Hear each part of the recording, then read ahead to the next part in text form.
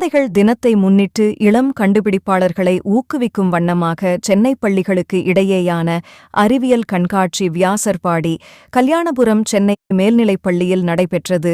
இக்கண்காட்சியை பெருநகர சென்னை மாநகராட்சி 46வது வார்டு மாமன்ற உறுப்பினர் ஆனந்தி கலந்து கொண்டு துவக்கி வைத்தார். இந்நிகழ்ச்சிக்கு சிறப்பு அழைப்பாளராக மத்திய உவர் நீர்மீன் வளர்ப்பு நிறுவனத்தின் முன்னாள் இயக்குனர் விஞ்ஞானி V.S.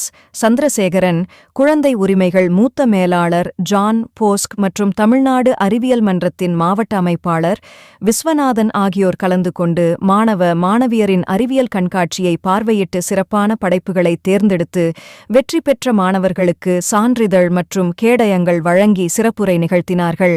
மேலும் இந்நிகழ்வில் பள்ளி தலைமை ஆசிரியர்கள் ஜனனி, மாதவி உதவி தலைமை ஆசிரியர் தனலட்சுமி மற்றும் ஆசிரியர்கள், மாணவர்கள் என பலர் கலந்து கொண்டனர்.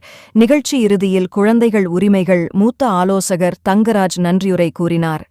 இந்த அறிவியல் கண்காட்சியில் வியாசர்பாடி, கன்னிகாபுரம், மூர்த்திங்கர் நகர் என சென்னை பள்ளிகள் மற்றும் அரசு ஆதிதிராவிட நல மேல்நிலைப் பள்ளி என 4 பள்ளிகளைச் சேர்ந்த மாணவிகள் பங்கேற்றனர்.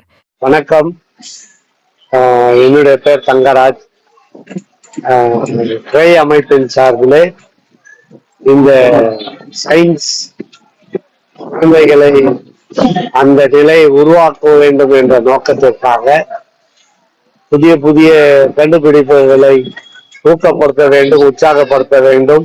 அவர்கள் எதிர்காலத்திலே சிறந்தவர்களாகவும் நம்முடைய நாட்டிற்கும் உலக மக்களுக்கும் அவர்கள் சிறந்த விஞ்ஞானிகளாக வர வேண்டும் என்ற நோக்கத்திற்காக பள்ளி குழந்தைகளுக்கு, மாணவர்களுக்கு இது போட்டியாகவும் அதே நேரத்திலே ஒரு கண்காட்சியாகவும் இந்த நிகழ்வை துறையின் சார்பிலே ஏற்பாடு செய்திருக்கிறோம்.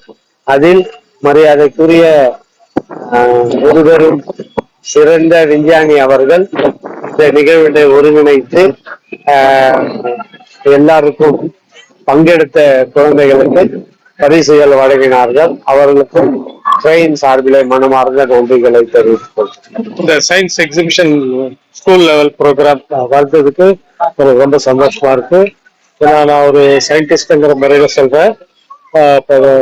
விஞ்ஞானம், அறிவியல் விஞ்ஞானம் நமக்கு ஒரு முக்கிய பங்கு அளிக்கிறது. கடந்த சில நூற்றாண்டுகளாக நம்ம எவ்வளோ developments, medical field, engineering field, இந்த மாதிரி எல்லா இதுலயும் நிறைய டெவலப்மெண்ட்ஸ் விஞ்ஞானத்தின் மூலம் தான் நம்ம பார்த்துட்டு இருக்கிறோம். இன்னும் வருங்காலங்கள்ல இன்னும் நிறைய டெவலப்மெண்ட்ஸ் போகுது. அதுக்கு இப்ப குழந்தைகள்லாம் இப்ப இதுல எக்ஸிபிஷன் பங்கேற்ற குழந்தைகளுக்கு நல்ல ஒரு அறிவாற்றல் இருக்கு. ஆனா அவங்கள மென்மேலும் ஒரு சிறந்த விஞ்ஞானிகளா வர்றதுக்கு நம்ம தான் அவங்களுக்கு சரியான வழிகாட்டுதலா இருக்கணும். அதுக்கு இது ஒரு பிளாட்ஃபார்ம், நல்ல ஒரு பிளாட்ஃபார்மா இருக்கு. நம்ம நாட்டுல மட்டும் இல்ல, உலகத்திலேயே விளைநிலங்கள் குறைஞ்சிக்கிட்டு வருது, காடுகள் குறைஞ்சிக்கிட்டு வருது. நகரமயமாக்குறதுனால பிளாஸ்டிக் யூஸ் அதிகமாயிட்டு போகுது. காற்றுல மாசு அதிகமாகுது, கடல்ல மாசு அதிகமாகுது. இந்த மாதிரி இயற்கை வளங்களும் குறைஞ்சிக்கிட்டு வருது.